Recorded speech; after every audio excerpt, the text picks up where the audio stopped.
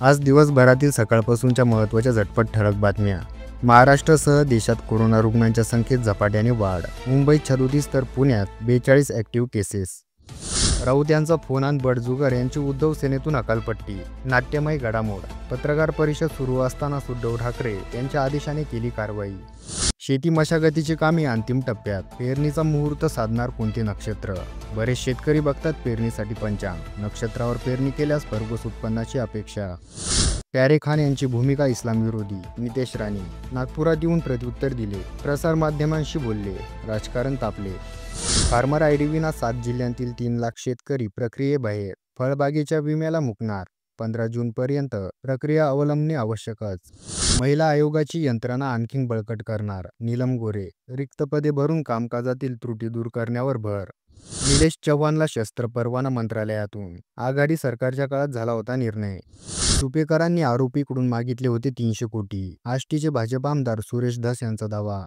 एप्रिलमधील नुकसानीचीही मदत नाही. मेची केव्हा मिळणार? अवकाळी पावसामुळे 2 महिन्यात झालेल्या नुकसानीचे पंचनामे रखडले. एकत्रित अहवालानंतरच राज्य सरकारला प्रस्ताव पाठवण्यात येणार. मे महिन्यातील अवकाळीच्या भरवशावर पेरणी करावी की नाही? शेतकरी चिंतेत. बियाणे खत खरेदीसाठी शेतकऱ्यांची कृषी केंद्रात गर्दी. पिकांची फेरपालट तर करा, मग बघा काय होतो चमत्कार. एकच एक पीक घेतल्याने होते नुकसान, म्हणूनच बदल आहे गरजेचा. 2 टप्प्यांमध्ये होणार जातनिहाय जनगणना. 11 मार्च 2027 मध्ये होणार सुरुवात. बर्फाळ प्रदेशासाठी ऑक्टोबर 2026चा मुहूर्त. ठाणे, रायगड, रत्नागिरी, नंदुरबार, सिंधुदुर्ग जिल्ह्यांचा पर्यावरणाशी संबंधच उरला नाही. या जिल्ह्यांमध्ये दुष्काळ, अनियमित पाऊस, उष्णतेच्या लाटा अशा घटना घडतील.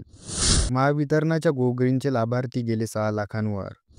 44 लाख जणांच्या हाताला उत्पन्न कमावण्याचे साधन. देशाच्या बेरोजगारीचा दर घटून 6.9%वर. 32 महिन्यांचा निच्चांक. दूररेषेच्या आतील अतिक्रमणे रोखण्याचे मुख्यमंत्र्यांचे निर्देश. राज्य आपत्ती व्यवस्थापन प्राधिकरणाचे मुख्यमंत्री देवेंद्र फडणवीस यांच्या अध्यक्षतेखाली सह्याद्री अतिथीगृहात बैठक. किल्ले दुर्गाडीची संरक्षक भीत कोसळली. शिंदे उद्धव सेना आक्रमक. प्रशासन दारेवर. सुशोभीकरण मजबूतीकरणाचे काम निकृष्ट. नागपूर ठाणे आता 8 तासांत. समृद्धी महामार्ग. इगतपुरी ते आमने 76 किलोमीटरचा शेवटचा टप्पा आज होणार खुला.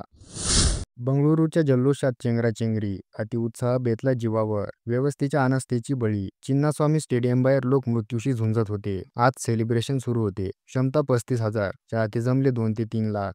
MMMTच्या 4 बस जळून खाक. घनसोली आगारात आणखी 3 ते 4 बसचे नुकसान. इतर 50 बस सुदैवाने सुरक्षित.